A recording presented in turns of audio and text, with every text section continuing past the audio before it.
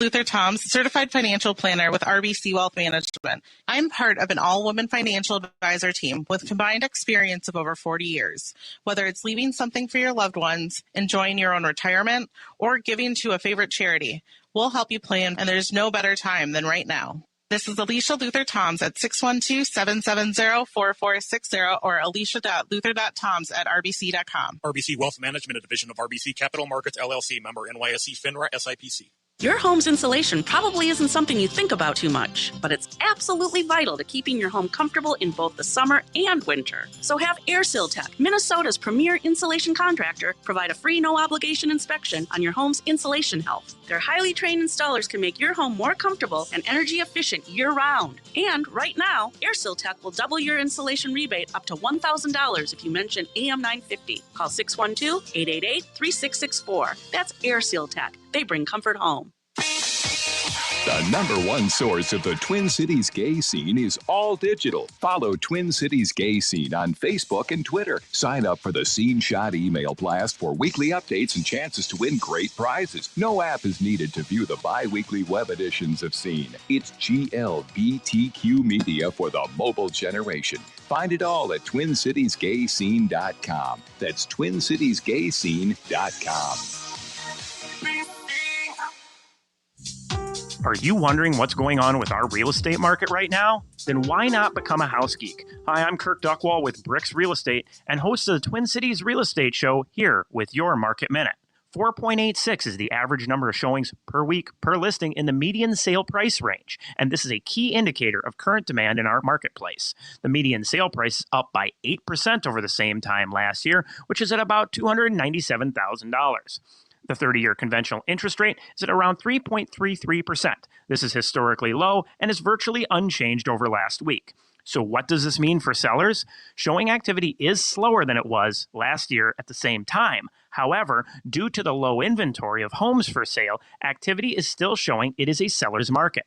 For buyers, you are able to schedule showings with your realtor if you are taking proper precautions. Are you thinking about making a move? Then remember, you can check us out online anytime at housegeeks.com.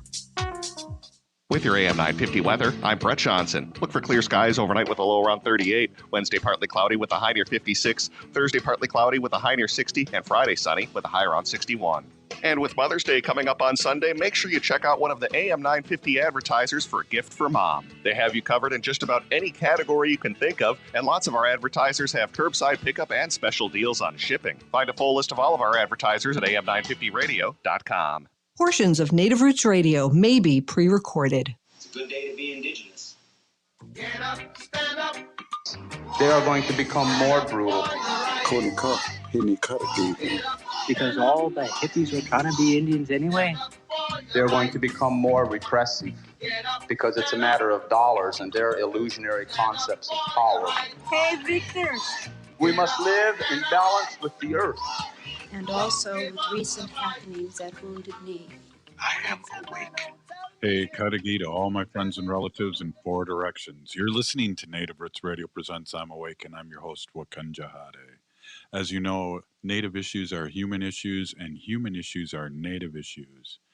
We talk about Native issues here on Native Roots Radio. We're a conduit to all these great people that come on our show and talk and speak their truth. We like to open up each show with the news with Ogama, and Ogama shares news that you may not hear anywhere else, and she shares it all through Turtle Island here. Welcome, Ogama and Pinigi, for all you do for us. Hi, Anine, Miigwech, Robert. My name is Ogama Ganuikwe. I want to add in that this portion of the show is brought to you by the Twin Cities American Indian COVID-19 hotline. Their number is 651-304-9986. They are open Monday through Friday from 8 a.m. to 8 p.m. and Saturday and Sunday from 10 a.m. to 2 p.m. That number again is 651-304-9986. So I also want to start out my news today with a shout out to my friend Randy Sam of the Mille Lacs Band of Ojibwe. He is celebrating another birthday in recovery today, and I wanted to say Chi Miigwech for all your work in the sobriety community, Randy. I hope you have a great day. What is tomorrow, Robert? Do you know what tomorrow is? It's May 5th, Cinco de Mayo. It's also the National Day of Awareness for Missing and Murdered Indigenous Women and Relatives. I went looking all over on Facebook and other sites today for events that are happening throughout the country, and I was almost brought to tears, Robert. There are a lot of events going on, so I'm going to highlight a few of them. The big one I want to highlight is one that Native Roots Radio has helped to sponsor and work on, and that one is in the Twin Cities tomorrow at the Capitol Building in St. Paul. And what they're going to do is they're going to have an art installation at the Minnesota Capitol and have an open mic. The art installation is provided by Artist C3 and is funded by Reclaim the Block. And the open mic will be to hear from MMIW-R survivors and other community members to share remembrances of people. Please wear red, wear masks, and social distance. They are still needing volunteers to install the art from about 10 a.m. to 1 p.m. You can find a link for that volunteer registration form on Native Roots Radio's Facebook page on that event link. If you are planning to come and wear your red jingle dress or your regular jingle dress, if you don't have a red one, prepare to come from 2 to 4. The event tomorrow is set from 2 to 4 p.m., but volunteers would need to come a little early. Other events that are coming up in Minnesota include the Bimi'ji MMIW rally, and that one is tomorrow from 3 to 6 p.m. at Paul Bunyan and Babe the Big Blue Ox. It is presented by MMIW 218. And then getting into Wisconsin in Crandon, Wisconsin, the Forest County, Wisconsin Chamber is hosting an MMIW community walk. The walk will start at 9 a.m. from the Crandon Courthouse and will be ending at a museum. They are lighting a fire at noon and it will stay lit until noon the next day. They're also doing raffles, dinner, and a candlelight vigil to follow the walk. There's another capital event for the National Day of Awareness for MMIW in Pierre, South Dakota.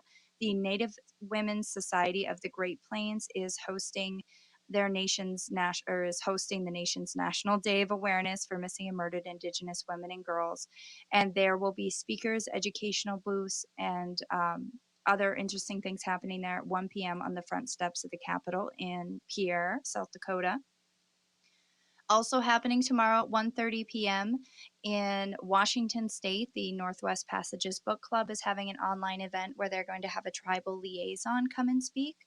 I'm not sure exactly how big this event is going to be, but the reason I wanted to share it is that they shared some pretty interesting information. They said that Washington State rated the second highest in the nation for missing Indigenous women's cases in urban centers. Seattle rated first among cities nationwide, and then Tacoma, Washington rated 7th, and that information was from the Urban Indian Health Institute Seattle division.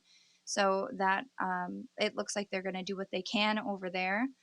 There's also events in North Carolina, in Canada, in all kinds of other places too. The Guilford, North Carolina School District is having their Indian Education Office and Diversity, Equity, and Inclusion team do a presentation on it. And then in Canada, the Winnebago Youth Crisis Intervention Center and Shelter is hosting an MMIW Awareness Month event from 6 a.m. Central until 8 a.m. Central. But their event is focused around the Highway of Tears. Have you ever heard of the Highway of Tears, Robert? No, I haven't. I've heard the Trail of Tears, but not the highway. So the Highway of Tears is a 450-mile corridor of Highway 16 between Prince George and Prince Rupert in British Columbia, Canada. And it has been the location of many missing and murdered Indigenous women beginning in 1970. It says that the phrase was coined during a vigil held in Terrace, British Columbia in 1998 by Florence Nazio, who was thinking of victims' families crying over their loved ones. There's a disproportionately high number of Indigenous women on the list of victims who have gone missing specifically from that stretch of highway in Canada.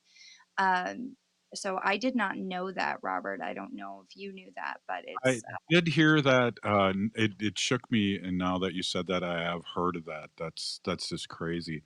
Hey, one thing, Ogama, too. There's a couple other things happening in the cities. There's an early prayer walk too at the Capitol at 9. Did you see that? That's happening before the setup, so maybe you can get in there early and then after doing that prayer walk, help set up.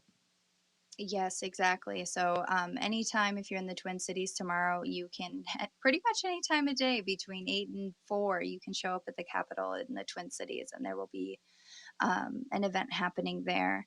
Rumor has it you might be down here and then doing your news out of the studio here. Is that the Yes, rumor? Or? that is not a rumor. If you want to stop into that event tomorrow in the Twin Cities, you would be able to possibly meet with both Robert and I and Wendy as well, I believe. Yeah, that's right. It's crazy. But Yeah. so we got a couple minutes left. What else do you have here? And I know I just got to give a quick shout out to Wendy. Wendy's in an important city council meeting protecting our relatives with fins, and this one happens to be with tails and cute little feet. But she's doing some work right now protecting our sacred animals. Very nice. Well, I miss Wendy. And the last big event that I wanted to share today is that Idle No More is going to the United States Capitol tomorrow, and they plan to go live. They'll be hosting events with the Native Youth Alliance and Red Lake Treaty Camp, and they'll be raising a teepee and pipes on the steps of the White House, apparently, or I'm assuming in the general vicinity. And they want to promote solidarity through ceremony to bring light to the missing and murdered Indigenous relatives. So that's really going to be exciting. I hope we catch some video feed of that one. Yeah, definitely. We have something coming up here too this week. I don't know if you want to give a quick shout out on that before we get going. Yeah, absolutely. So this Thursday, if you are in Montana or in the Montana region or from any of the Montana tribes, on Thursday, we are helping to do a COVID-19 community panel there to talk about how COVID-19 is affecting that part of the country, because we all know that COVID-19 affects different Indigenous and Indian communities differently. So that's going to be the first in a series that we're doing. So after Montana, it's actually going to be coming over to Minnesota. Yeah, that's really exciting. And it's never too late. I think people sometimes talk a little bit about getting kind of sick of Zoom and doing these things, but they're really effective still. And I mean, we were in a meeting before our show today, and I was just thinking this could be a show. This information is just mind blowing. That there's so many different people doing so many different things, natives all over Turtle Island. So it's exciting for us to amplify that, Ogama. Absolutely, yes, especially the day before, and getting a little bit of break from pipeline news today. Exactly. Hey, you're listening to Native Roots Radio Presents I'm Awake, and we'll be right back with some pipeline news. The Department of Indian Work partnered with the Minnesota Department of Health to open the Twin Cities American Indian COVID-19 hotline. Now you can call the Twin Cities American Indian COVID-19 hotline Monday through Friday from 8 a.m. to 8 p.m. and Saturday and Sunday from 10 a.m. to 2 p.m. You can also schedule a free COVID-19 vaccine at the Minnesota State Fairgrounds. Appointments are available for residents 16 years of age and older. Vaccines are available to certain residents of Hennepin, Ramsey, Anoka, and Dakota counties. Call the Minnesota American Indian COVID-19 hotline at 651-304-9986 to find out when you can get your free COVID-19 vaccination. Appointments are available April 16th through June 19th. Call the Twin Cities American Indian COVID-19 hotline at 651-304-9986. That's 651-304-9986. I heard sex trafficking happens a lot in Indian country. What is that? Here are some of the real reasons why sex trafficking happens in Indian country. Unequal gender roles that were forced on us by colonization. Communities don't have enough resources. Silence around domestic and sexual violence. Lack of attention and justice for missing and murdered Indigenous people. There's a lot of behavior that keeps our communities out of balance. These are just a few true reasons why Native communities are targeted by traffickers. When these acts of violence happen in our communities, it opens us all up for exploitation. Sponsored by the Minnesota Indian Women's Sexual Assault Coalition. Hey, Ogama, I've been hearing a lot about this term, climate justice. What is that? Climate justice is recognizing that the negative impacts of climate change don't affect all people equally. It also means transitioning from a fossil fuel-based economy to a more sustainable future. MN350 is one of the groups that's pushing for this transition to protect our futures. You can even get involved too. That's great, especially since I'm concerned about pipeline projects like Line 3. How can I help MN350? Just find them on Facebook or visit mn350.org. This is Winona LaDuke of Honor the Earth, and you're listening to Native Roots Radio. I'm awake. We are Calusa Nation. Hey, welcome back to Native Roots Radio presents I'm Awake, and I'm your host, Wakanja Hade. This portion of the show is brought to you by MN350, a grassroots organization fighting for climate justice. Get involved at mn350.org. Awesome. Hey, Pinigigi. So it's Tuesday, and we're really excited to talk to Nancy Beaulieu of Bimi'ji 350, Rise Coalition, and former co-host of Rock the Vote Native Style here on AM 950. Welcome, Nancy. Well, bonjour, and it's always an honor to be in this space with you, Robert. And I'm calling in here from Bemidji, Minnesota, and just let our listeners know I'm also a proud citizen of the Leech Lake Nation here in northern Minnesota, and kind of excited about being busy again. Where we're kind of in a little spring hiatus, and things slow down a little bit, and I felt a little lost, but moving forward, there's a lot of exciting things happening right now, and one of them is we have some MMIW delegates and AIM members from California here to stand in solidarity and build awareness around missing, murdered Indigenous women. And so to do that, we were honored with a gift of a lodge, a healing lodge. And so yesterday we painted it red, and just a short bit ago we painted on some jingle dress dancers, the healing dresses. And so tomorrow it'll be beautiful, and we're going to have that part of our missing and murdered Indigenous women rally here at the lakefront in Bemidji, Minnesota from 3 to 6. And if our listeners want to find out more about that, they can visit MMIW-218 on Facebook and come and join us, because we're going to have drums, songs, and healing, and hear from some of our relatives who are missing some loved ones. And we're also going to provide a meal. We're going to get some catered food down there. So we'll make sure that no one leaves hungry or shows up hungry. We'll take care of them. So, it was an honor to hang out with our relatives from California. Let me just let our audience know in Chicago and Madison that AIM stands for American Indian Movement. And I peeped at your pictures, and it looked like Julian was here from California too. That's really exciting. I haven't seen him since we were all at Wounded Knee a year ago, or maybe more than a year ago because of COVID, maybe 2 years ago. Right. It was kind of exciting that, they knew Robert Pilot, and it's like, wow, this is a small world.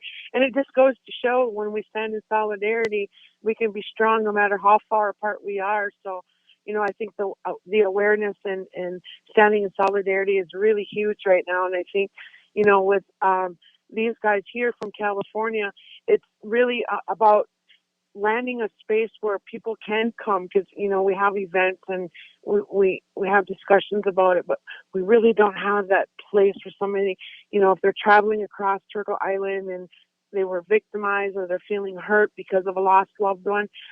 We want to have a place where it's grounded, where they can say, I can go there and find healing and support. So we got some work to do, Robert, and part of that healing lodge is going to help ground that space, and that's what makes me feel good about, being able to work on this project with the Indigenous Environmental Network, because they're the ones that invited these guests in from California. So, networking is also powerful. So it's been an exciting 2 days, Robert. And back to yesterday, we were up at the Mississippi Bridge, where Line 3 is scheduled to go under the Mississippi. So as soon as the spring restrictions lift up, Enbridge will be out there doing their horizontal drill under the Mississippi. So here in northern Minnesota, not too far away from Bemidji here, about 20 minutes away, that's where the drilling is going to take place. And so we've been holding space, but now we've designated our Mondays for the Mississippi. So it's called Mondays at the Mississippi. And the best news about that is actually being led by two of our youth water protectors out of White Earth, and that's Silas Nealon and Wabanu Dahl. And I think what we're looking for is also a way we can uplift, empower our youth to hold those spaces, and being good aunties and grandmas, we help them hold that space together. So what we do, we meet at the White Earth Monoman Protector Camp at 5 o'clock, and we offer good eats and dessert. And from there, we caravan to the Mississippi Bridge near Poseida, Minnesota, which is maybe about a mile and a half away from the LaSalle State Park, if that helps people visualize it a little bit better. But once we get there, we pray, we dance, and we share stories of why we're holding this space. And so this is a call out to all of our local and far away allies and relatives. If they want to come here for Monday, we have a place in camp for you if you want to come and visit, and we'll make sure that we keep you safe. And let's amplify this message of Stop Line 3 and these dangerous man camps that are here in northern Minnesota. Yeah, Nancy, for our listeners in Madison and Chicago, can we just mention, that where you are in the Mississippi, people can drink the water. It's right by Lake Itasca, and an oil spill would just affect 80 million people downstream, which Enbridge is famous for. This foreign company that's from a different country that's digging up our resources and mostly our native sources up in the deep north. And we call it the deep north now because it's occupied by mercenary police and sheriffs that are being bought off by Enbridge. Right. And, we've just seen this last winter, the Mississippi, the existing line runs through Beltrami County here, and the new corridor will take it out of Beltrami County. But the existing line, we've seen them working on the Line 3 in the dead of winter under the river, and it was a horrific sight to see because, we sat there and wondered as we watched them work, what if that does spill in a bad way? And, Bimi'ji's here, our tribal nations surround here. This is 1855. And how does that leave us? Enbridge is so glued on profits that they forget that they're risking all living things. And, this is what we're trying to tell people, that pipelines don't belong under rivers. They're not what we need anymore. So, all these people showing up in all these different spaces across Turtle Island are trying to build that awareness that if we don't stop this pipeline, there's bad things that are going to happen. And we've seen that with that construction in the dead of winter. Robert, it was like below zero when they were out there working on a line under the river, close to a town of 18,000 people. What do you do when that breaks? It's not right. And they have a history, Nancy, of doing just that. Right. And, their spills wasn't for public information until just a few years ago, maybe. And, so they got to, lie and say they were the safest thing around. But, we're learning more about, even new pipelines leak and tar sands. They're not easy to clean up because they're so heavy and they sink to the bottom. And it's a messy process. And I think, Enbridge, in their false ads and their misconceptions about how safe this pipeline is what's causing a division here in the deep north. And so we're here. We're going to continue to hold space and tell people that this ain't, how we can protect our water by supporting a pipeline. We have to come together. We have to understand no matter what political party you belong to, what church you go to, how you self-identify, no matter what, Robert, you're always going to need clean water.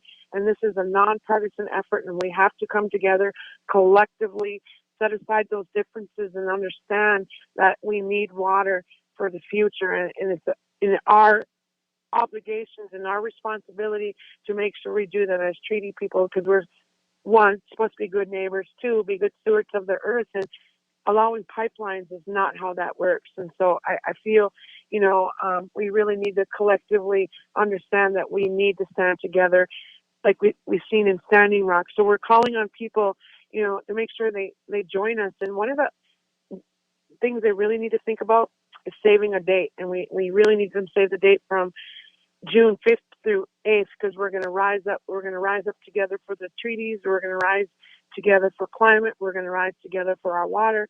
We're going to rise together for one another.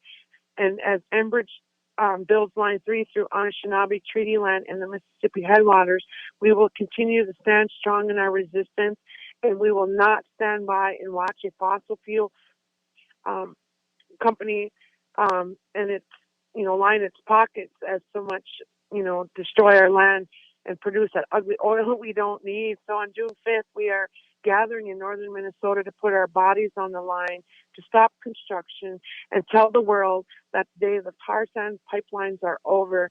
So we feel that only a major nonviolent uprising, including direct action, will propel this issue to the top of the nation's forefront and force fighting to act. And so we're calling on our relatives, Robert, to come stand with us June 5th through 8th, and they should be prepared to camp and stay for a few days.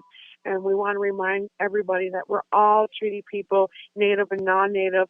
And so we welcome everyone to this event. And if you want to find out more about this event, you can go to treatypeoplegathering.com, and we'll keep you in the loop.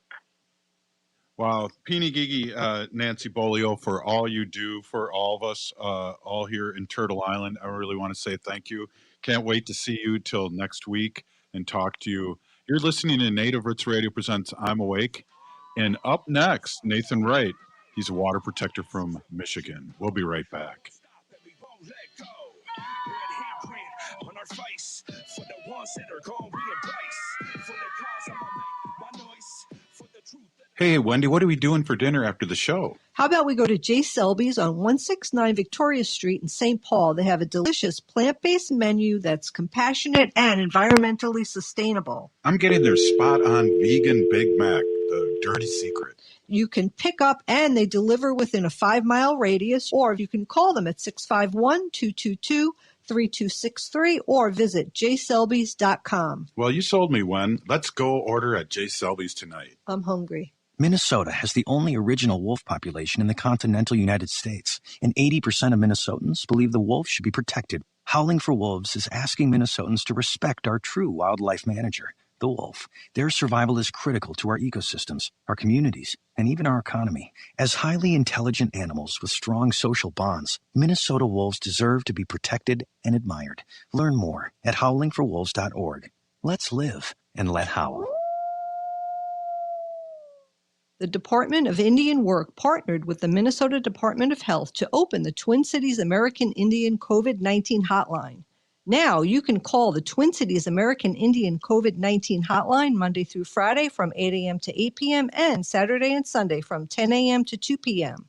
You can also schedule a free COVID-19 vaccine at the Minnesota State Fairgrounds. Appointments are available for residents 16 years of age and older. Vaccines are available to certain residents of Hennepin, Ramsey, Anoka, and Dakota counties. Call the Minnesota American Indian COVID-19 hotline at 651-304-9986 to find out when you can get your free COVID-19 vaccination. Appointments are available April 16th through June 19th. Call the Twin Cities American Indian COVID-19 hotline at 651-304-9986. That's 651-304-9986. Hey, Cudahy to all my friends and relatives in 4 directions. This is Robert Pilot of Native Roots Radio Presents I'm Awake. I'm here to ask you for your support. Finding honest Native-centered news is not easy. But with your support, we're able to provide accurate information about Standing Rock, Line 3, treaty violations, and COVID-19 in our Native communities. Please visit Native Roots Radio Network on Patreon and donate if you can. That's Native Roots Radio Network on Patreon. Pinigigi, and thank you for your support. Hey, Ogama, I've been hearing a lot about this term, climate justice. What is that? Climate justice is recognizing that the negative impacts of climate change don't affect all people equally. It also means transitioning from a fossil fuel-based economy to a more sustainable future. MN350 is one of the groups that's pushing for this transition to protect our futures. You can even get involved too. That's great, especially since I'm concerned about pipeline projects like Line 3. How can I help MN350? Just find them on Facebook or visit mn350.org. Hi, this is Desi Doyen of the Green News Report and the Bradcast. You're listening to AM 950, the progressive voice of Minnesota. Now, more than ever, we are being faced daily with the topic of human mortality. And for many people, estate planning has been top of mind. Getting your estate planning done now can be easy and cost-effective.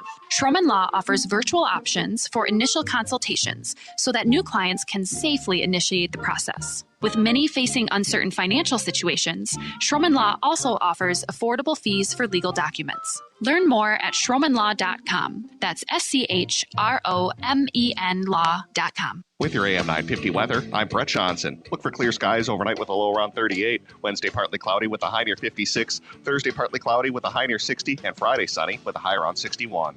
And with Mother's Day coming up on Sunday, make sure you check out one of the AM 950 advertisers for a gift for mom. They have you covered in just about any category you can think of, and lots of our advertisers have curbside pickup and special deals on shipping. Find a full list of all of our advertisers at am950radio.com.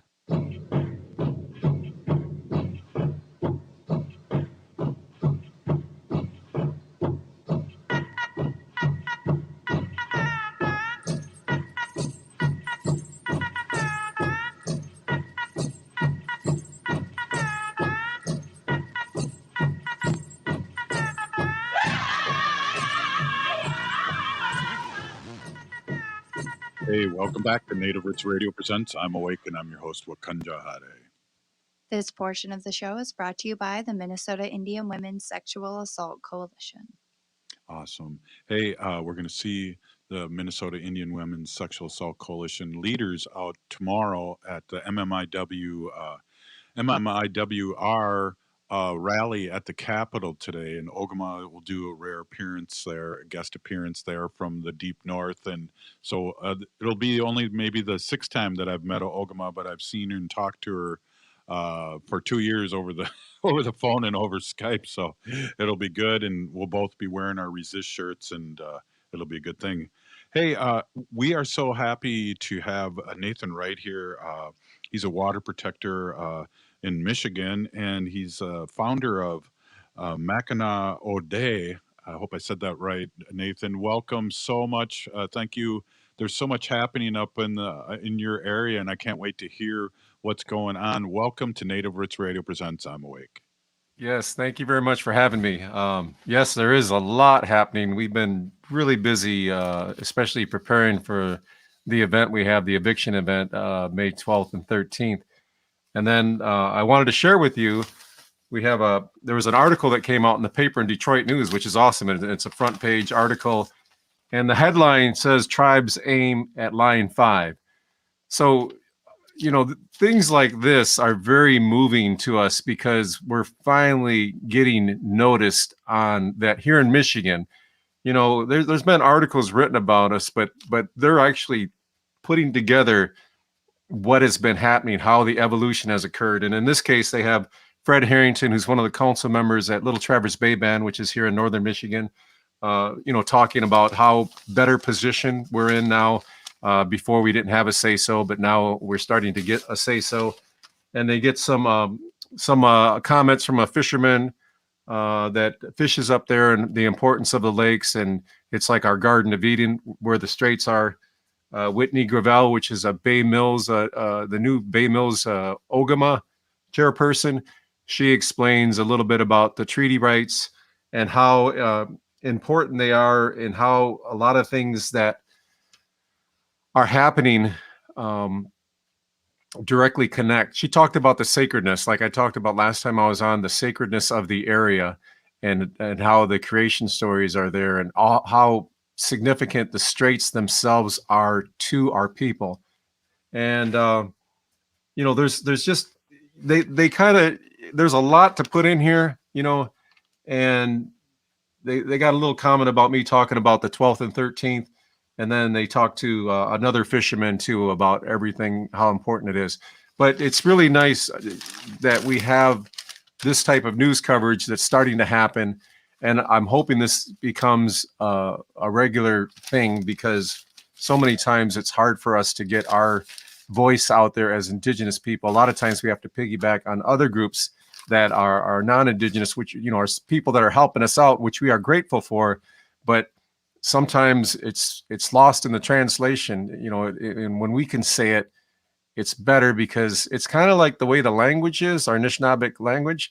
If you speak it, it's different from when you speak English. Someone was just telling me, Elder was just telling me this today, that the ceremonies are different in Anishinaabe-Moan. When you speak the language, you are hearing more of it when you're speaking the language. When it's the English language they're doing it in, you don't hear as much. And I thought that was very interesting. And that reminded me the same way when we speak, if we were to give someone else to say the words that we spoke, they're not going to say them the same way. So that's what's... Yeah.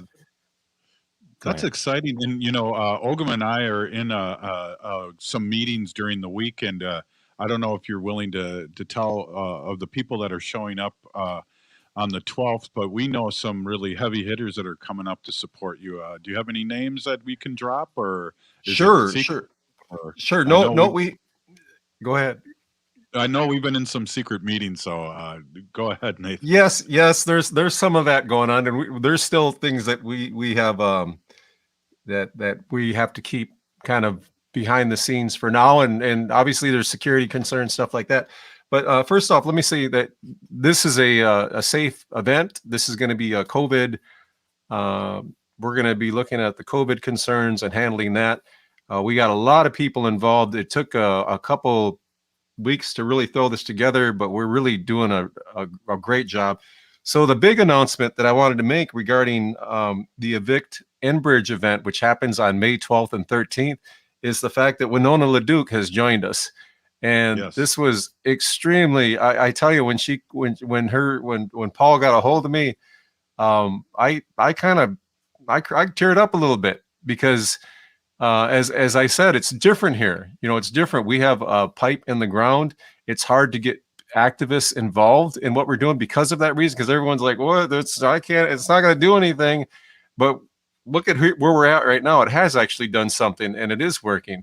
So I tear it up. I tear it up. And because the fact that Winona's coming, I knew we already were having something growing, but when she jumped aboard, I knew it was going to probably double, maybe even triple our numbers.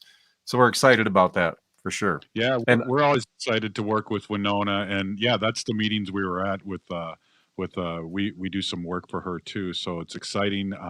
I know there's logistics about covering it, and I know Native Roots Radio, Ogama and I will be really supporting that from Minnesota and the news conferences and things like that. So that's totally exciting, and I'm glad you could say that because I know our listenership goes up every time Winona's on. So I know the feeling. I don't tear up about that.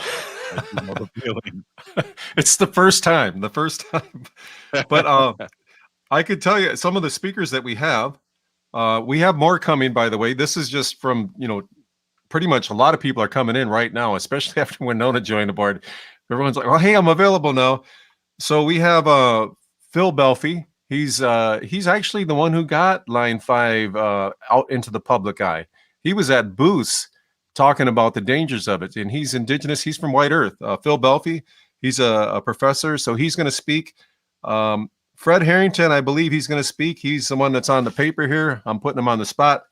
Sean McBreedy, he's with Oil and Water Dope Mix. He's one of the groups that we're collaborating with. There's 3 groups.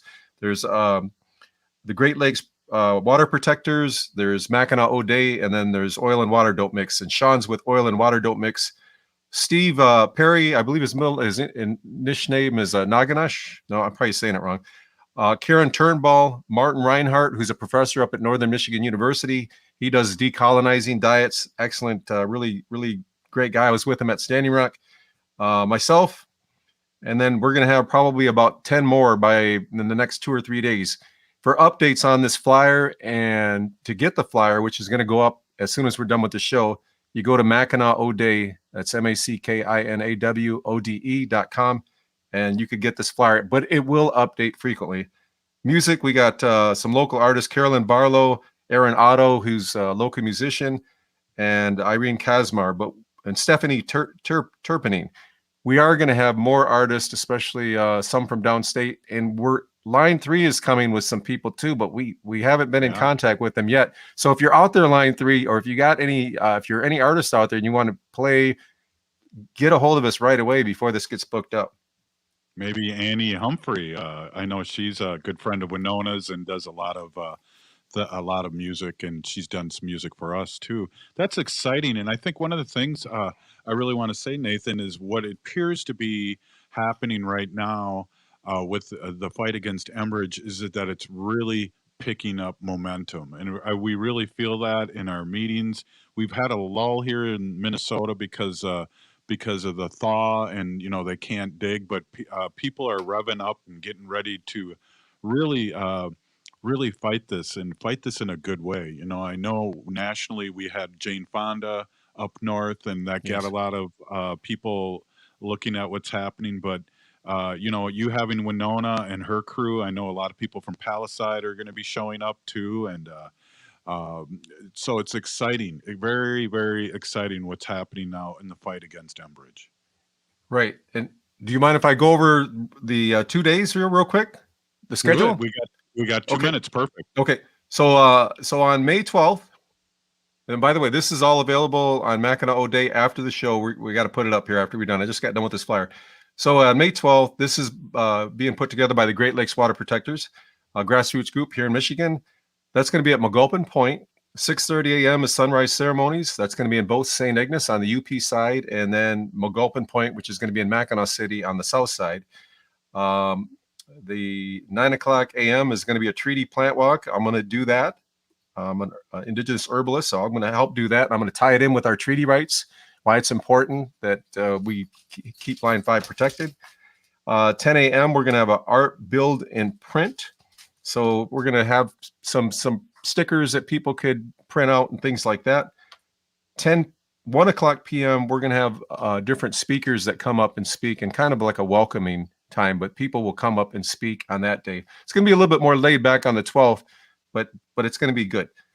And then 3 p.m. the jingle dance, and we have the giant puppet. Are you guys familiar with that? The jingle dress dancer?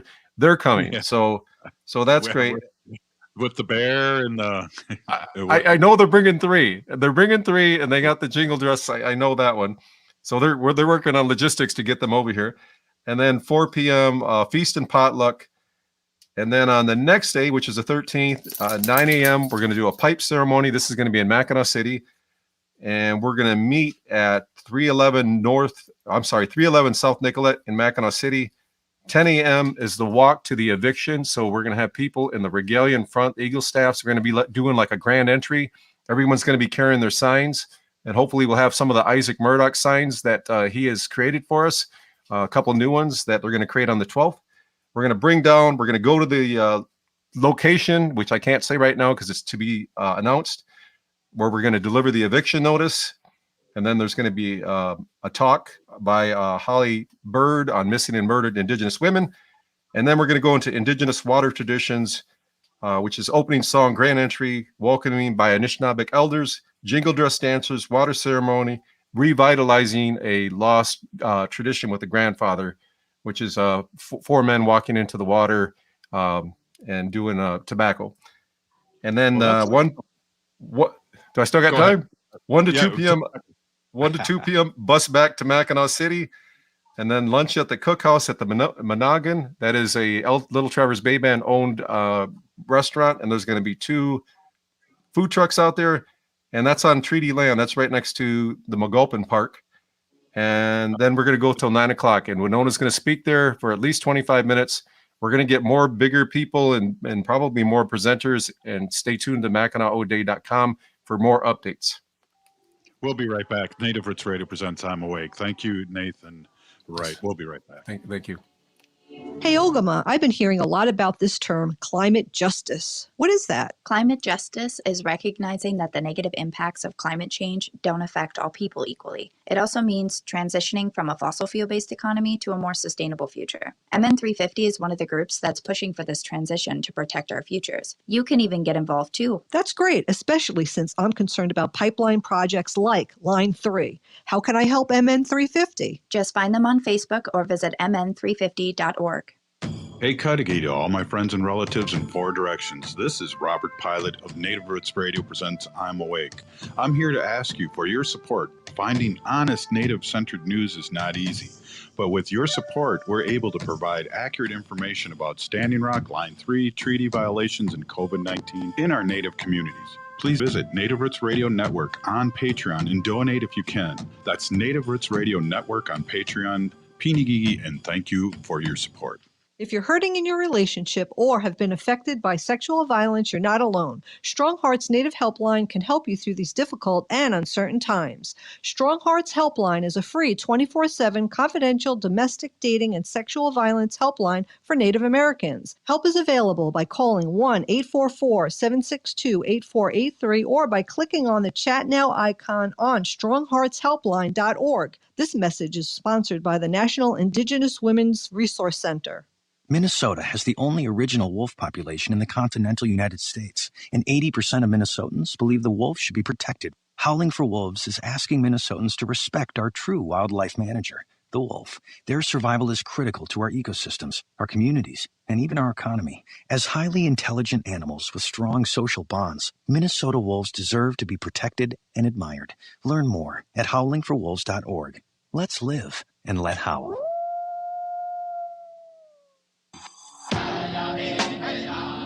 Hi, this is Representative Sharice Davids from Kansas. I'm Ho Chunk, and you're listening to Native Roots Radio. We are Alusa Nation. Hey, welcome back to Native Roots Radio presents I'm Awake, and I'm your host, Wakanja Hade. This portion of the show is brought to you by Howling for Wolves, protecting wolves for future generations. Ooh, wow, Wendy's here. And Wendy, before we talk just a little bit about what you did, we don't want to get too specific, of course, but wow, Nathan Wright, really good segment with Nathan. And we can't wait. He's become a regular, so he's been on the last 3 weeks, and he has really good information about what's going on, because there's pipelines everywhere around this country. Yeah. And a lot of times they're going through, and it's interesting, he said this, and we talked about it when we were up north in Lake Itasca, is like, this is the United States, and up here in the beginning of the Mississippi is kind of like the Garden of Eden. And they want to mess with that. It's about the money. Yeah, it is. But hopefully Nathan will become a regular, because we really like what he has to say, and it fits into our Wednesday show. Yeah, it sure does. So, hey, I know you got to get going. You have another I meeting. do, I know. Happy retirement. Yeah, exactly. I'm staying working. Hey, so you feel excited? Good things happen. You can't really talk about it. Yeah, next week I'll have a really happy announcement to make about a specific animal humane ordinance that just passed in a city here in Minnesota. So I can't announce it today, but it's really good news. So I like how you use the teaser thing. Keep listening. Stay with us. Yes. Stay tuned. We have more information. Exactly. So do you have time to stick around for a few minutes I do. before I start into the ending of the show? Yep. So one of the things that we're dealing with here in Minnesota is the wolf hunt. Mm-hmm. And I know we got an email from Howling for Wolves. Can you give any kind of quick update about that and how we can help and support? Absolutely. Yeah. So there right now in the Senate, in the legislature, there is a potentially mandated wolf hunt that if it goes through and if it passes, we will have to have a wolf hunt here in Minnesota. Now, I know that, we talked about what happened in Wisconsin, and that's what we're trying to prevent here. So yesterday, I know myself and a lot of my HSUS, my Humane Society of the United States colleagues, were on the phone banking. And what we're doing is we're calling people all over Minnesota and asking them to call their state senator and plead with them and just ask them to please vote no on any legislation for a wolf hunting or wolf trapping hunt season in Minnesota here. And that's what we want to do. So yeah, we really need to try to stop that, because if it goes through, we will have a mandated wolf hunt. It'll be mandated. You'll have to have a wolf hunt every year here in Minnesota. And we know what happened in Wisconsin when they Mhm. had them mandated. They went crazy the first 48 hours and killed a crap load of Yep. our relatives. That's right. There was supposed to be a quota of, I think, 168 wolves, and it was going to be a week-long hunt. After 3 days, the wolf hunt was shut down because over 220 wolves were killed. Now, that might be an underestimated figure because a lot of times what they do is they don't, all the hunters don't count, say, oh, I killed 3, when you're only supposed to kill 1. So there might have even been more. The Ojibwe people were supposed to be allotted 87 wolves in Wisconsin. And the Ojibwe people said, we don't want to kill our wolves. These wolves are our relatives. Yep. We want to use them for conservation and we want to help protect them. And they were very, very upset about what happened. And these trophy hunters just came out and they just want to blow stuff up. They just want to shoot stuff. And then what do they do with the wolves' bodies? They end up in the dumpster. That's what happens to these beautiful animals.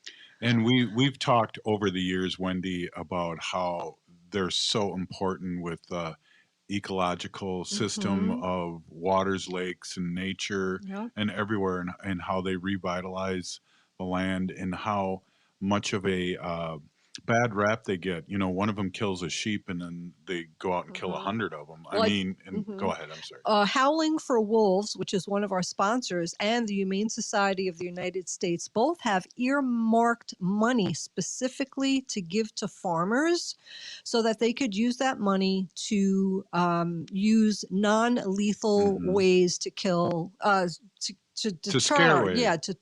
to deter the wolf. So there could be flags, it could be motion detectors, it could be flashing lights.